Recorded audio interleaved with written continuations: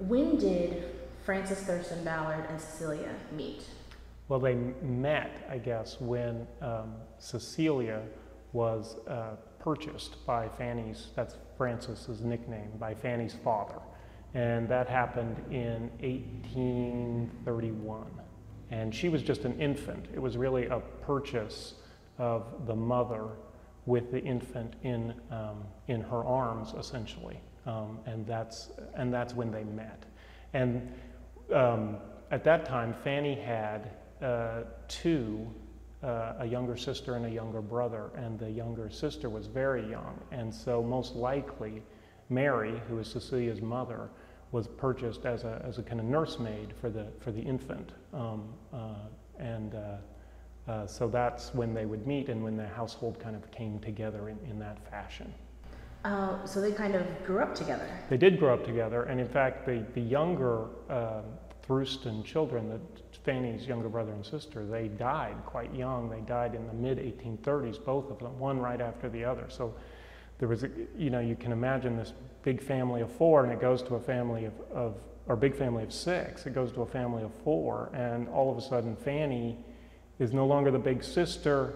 She's the little girl again, and the person nearest to her age in the house is Cecelia. So they do grow up as companions and as probably something close to friends when they were younger, because at that point Fanny wouldn't have had a lot of slave mistress expectations on her, not yet. And Cecelia would have she would have had chores, she would have had tasks to do, but she would have been a kind of I guess non-essential personnel in terms of running the household for Mrs. Thurston. So it was a long-lived relationship. Really, Cecilia's whole life began with Fanny, and most of Fanny's life was tied up with Cecelia.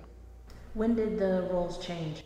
Well, they started to change probably when Fanny came of age. I mean, she was what's known as the Queen of May, which was a kind of celebration of May Day here in town, and they would crown a May Queen. It wasn't a public celebration; it was kind of done privately, but there would be parades, and it was kind of a big coming out for prominent daughters. And so she would have been viewed as desirable, a marriage prospect, and it was about that time that Fanny's father gave Cecelia as a gift directly to Fanny as a kind of coming of age gift, and it was a kind of a signal that, your future is as a slaveholding woman, and you need to learn to manage slave property. And so it would have been about that time that you kind of move from what I think of as the horizontal bonds of companionship to a more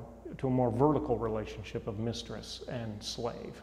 What effect did that have on their relationship? It's hard to tell from the archives. They don't really comment on it directly, but I think from other sources and from other things we know, you know that would attenuate that relationship. It would make it, it would change the tone of it. For one thing, it would separate Cecelia more and more from her mother, who was still in the household, but it would as a household slave, she would have still been kind of under the control somewhat of her mother. But once she becomes Fanny's personal maid, really it moves her away from her mother and into Fanny's realm. And it is going to drive home the contradictions of slavery, I think, to Cecelia a lot more. I mean, Fanny is free to court who she wants. Cecelia is not. But Cecelia is probably going to have a role in getting Fanny dressed and in passing messages back and forth from different households about who's interested in her, who she likes, who she doesn't like, what such and such is wearing, and all this stuff. And so it's going to kind of drive home the difference really profoundly between what a slave's life is like and what a free person's life is like. And I think that's going to drive a wedge between any two people. And then there's always Cecilia's uncertainty, I think, that if Fanny gets married and moves out of the house and takes Cecelia with her, that changes her life entirely, separates her from her mother. Who knows what the husband will be like? Who knows if he maybe already has domestic servants and is going to sell her off And so it injects a lot of uncertainty and distrust, I think, into their relationship. When does the family take their trip to Niagara Falls? That's 1846. Fanny had spent the summer the winter with relatives in Washington, D.C.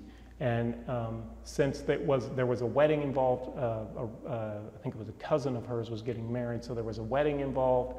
It was a chance to, again, kind of see and be seen in Washington society. So most likely, Cecelia would have gone with her over the winter, stayed in Washington with her, and then in April, her father, Fanny's father, Charles, probably comes through DC and they go take a trip up the coast to Niagara. And so sometime, probably late April, late May, they're in Niagara Falls, and that's where Cecelia makes her bid for freedom and escapes. How does she do that?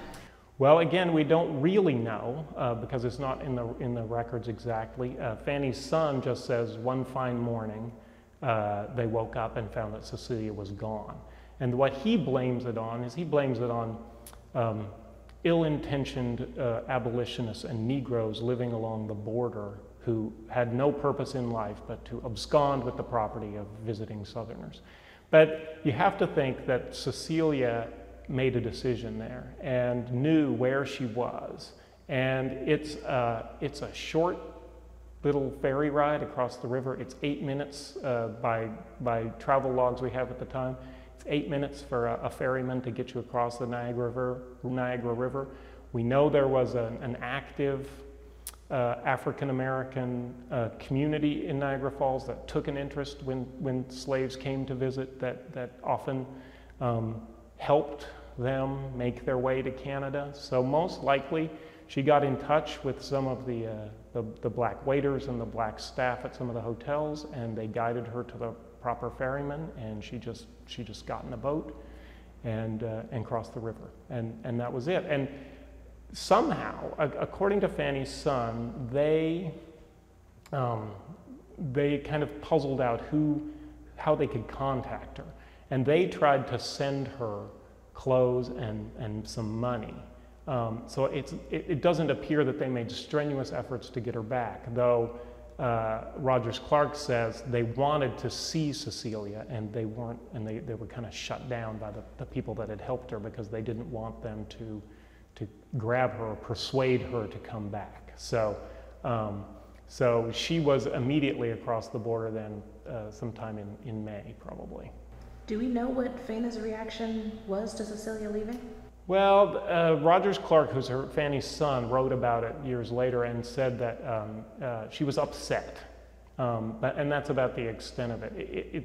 It seemed to me, and what I argue in the book, is that probably her father was more upset than Fanny, because, you know, Fanny's 20, she's had Cecelia as personal property for 5-6 years, but they've been companions. It's not like a real slave-owning relationship, whereas we know her father had several slaves, several escapes, and did everything in his power to get those slaves back. So it probably galled her father a good deal more than it galled her. But I think most likely they just didn't understand it. They didn't understand why this girl that they had taken in, that they felt that had been very humane towards, that had been part of the family, would have left them. And that's a very common sentiment among slaveholders. When their slaves escape, they don't get it. They don't understand why they would leave the slave situation, why they would leave the family. Do we know when Cecelia and Fanny made contact again? We do. We know it's sometime in, we don't know exactly. The first letter that they have here in the archives is dated 1850, oh gosh, now I'm not going to remember, 1855, I think. But it refers to several letters that had come before. So early 1850s, Fanny is writing, or Cecelia is writing from Canada. She settled in Toronto after she went from Niagara. She went almost to Toronto directly within the year. And so she's writing back to Fanny from Canada, from Toronto, sending those letters. So it was mid-1850s. So it took a while, took several years, I think, for her to feel secure enough that she could venture forth to write to Fanny and maybe let her know where she was, because it's a big risk. You got, if you let them know where you are, they might send someone after you. What was she writing to her? She was writing about, really the subtext of all Cecilia's letters is my mother still in your household, and how is she? She really wants to establish contact with her mother, and Fanny is the vehicle through which she has to do that. And it's interesting because Fanny is replying to Cecilia's letters, so you can get the gist of Cecilia's letters from Fanny. And she goes, you ask about your mother, and she tells her, but then Fanny's letters are very chatty, talking about the different people in her life and how they're doing and all this stuff. And then she finally she said, you asked about your mother. She is still in our house, and et cetera, et cetera, et cetera. So, and she longs to see you and all this stuff. Yeah. So she gets the information. You get the gist of Cecilia's letters from Fanny's, but Fanny treats it more like a regular correspondence, where there's a sense of urgency or desperation from Cecilia's side.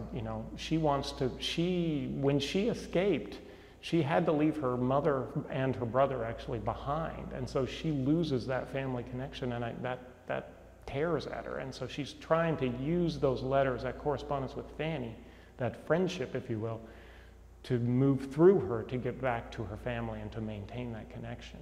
What was Cecilia's life like in Toronto? It seems to be pretty good. I mean, she moved pretty quickly through the kind of conventional milestones that we associate with slaves who have gained their freedom. I mean, she adopts a name for herself. She keeps the name Cecelia, but she adopts a last name, which she had not had before. She gets married, legally married to a man she meets in Toronto. They buy property. She goes to work for herself, earning her own money, and she has a child in freedom who will never know the bonds of slavery. So, in that way, her life in Canada is pretty good. In a kind of, is she rich? No. She works hard. They never. I think feel entirely secure. We have some mortgage documents on the house, so you know that they're kind of borrowing money for various purposes. So by all normal measures, she's better off, but there's still a hint of instability in their lives. And she seems to, there's hints, and I wouldn't push this too far, but there are hints that she might have been active in the anti-slavery cause. She has some contacts with some abolitionist people over the border. She's living on Center Street in Toronto, which is kind of the heart of the African-American community, so it would seem odd if they weren't aware of the debates going on about slavery. What happened to Fanny? Fanny just went back home. She went back to Louisville with her father. She married in 1848. I mean, her life doesn't change much from the loss of Cecelia. She does not, her dad doesn't give her another slave to replace her, but Fanny, by that time, her mother has died, and she's the leading white female in the household anyway. So she's already kind of managing the household. And then in 1848, she marries a man named Andrew Ballard, who's a lawyer in Louisville. And Ballard has a few slaves. He's kind of on the struggling lawyer end of the Louisville bar. And so he's ambitious. He owns a few properties, but he's not anywhere near the social class of the Throustons.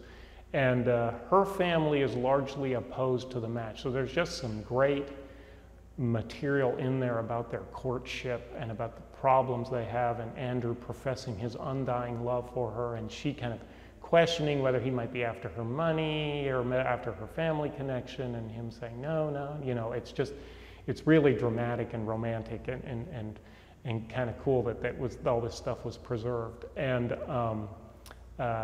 so she eventually marries him, and he, in a kind of unusual move, he moves into their house, the Throuston house, and so it's Fanny and Andrew and Charles William, her father, all living in a big house on Walnut Street, which may have been bone thrown to the old man to kind of, he's not losing his daughter. He's gaining a son-in-law. So, and then, she does like 19th century women do. She starts having kids. They have 5 kids. One dies in infancy, and so she has 4 sons and a daughter. And between 1848 and 1858. So she's busy. She's busy, and she's just becomes a kind of established, stable member of kind of elite Louisville society. How long did Fanny and Cecelia write to each other? About 5 years. It was from the mid-1850s to about 1859.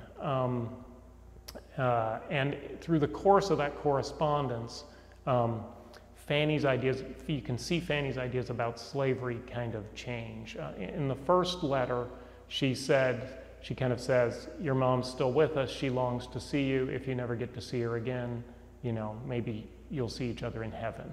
But then towards the middle of the correspondence, she starts to say, you don't have anything to fear from me if you want to come back and see your mom. I would never try and re-enslave you. I've always viewed slavery as a kind of diabolical institution, and it's very natural for the slave to be free.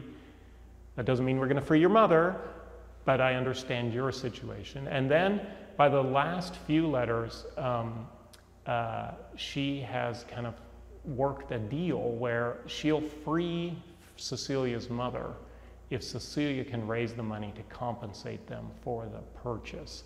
And they'll knock $100 off for each year of service. So they're going to do, it's $600, and it would expire sometime after the Civil War actually starts, 1862, I think. So it's 1856 is when that letter comes, and it says, it'll cost you, if you can raise $600, we'll free your mom. And we'll knock $100 off each year until 1862, and then we will free her. Cecilia's never able to raise the money. One of the mortgages that I talked about is taken out during that period, so you wonder if maybe they mortgaged the house to raise a little bit of money. But $600, when you're making a monthly salary of maybe $50, is a lot of money. And so they were never able to raise the money. And towards the end of Cecilia's stay in Canada, she leaves 1860. Her husband has died, so she's a widow. She loses that income. She's pretty much given up hope. And the last letter that we have is Cecelia saying, or Fanny saying, you speak of raising money to buy your mother's freedom. Tell us how much you have. And maybe we can advance it a few years, but it doesn't seem, there's no record.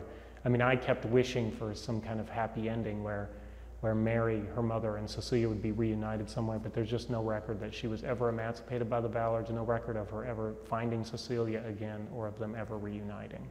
So we really don't know what happened to Mary. You said that Fanny's, the tone of her letters changed. What do you think made her start to change her view on slavery? I don't know. I mean, it's one of the puzzles of the book, and she could be several factors. One is you got an increasingly virulent debate in Kentucky, in the nation, about slavery. It's possible that she was just persuaded by the kind of, especially the religious arguments, because her reservations about slavery seem to be somewhat religious. So maybe she was touched by the kind of evangelical appeal, that the abolitionist appeal, that there's no, that it's a violation of God's law. Certainly what she's hearing from the pulpit where she worships does not support that at all. The guy who is the rector at the Episcopal Church is very strong, pretty much pro-slavery. And so he's not going to give her that religious message. The other thing is she suffered a lot. She suffered a lot of loss through her life. I mean, she lost her mom. She loses her daughters, or she loses her brother and sister. In the 1850s, her brother is struck by lightning and killed in a kind of freakish accident. And so I think there might be just she may be sympathizing with Cecelia. You know, she's losing her family and Cecilia's separated from hers, and so it may just be this kind of personal connection may explain the change in tone. But in the end, I mean, I speculate on a few reasons, but I don't really know. It's not clear. How did you come across the letters? Luck. I was at the Filson Club in Louisville working, or the Filson Historical Society in Louisville, working on a different project, and I had asked an archivist to retrieve some other materials totally unrelated, and while they were back in the stacks, I was just browsing through the catalog, and I happened to see that they have this collection of letters from Fanny Thruston Ballard to her escaped slave living in Canada, and from that moment I thought, well, when I finish this first project, I'll come back and look at those letters. Well, I never finished the first project, but I wanted to come back and look at those letters, and then that set me off on the kind of chase to map out both their lives. How long did it take you to put the book together? Way too long. I started when my son was in preschool, and he'll be entering 8th grade. So probably 8 or 9 years. Now I wrote another book in between there, so I took a 2-year break, but it was 8 or 9 years of plugging away at it. And the book is out now? It's not out yet. It comes out in October, but you can pre-order it now. So it is available for pre-order, but it's not published yet. Thank you very much. Well, thank you. I enjoyed it.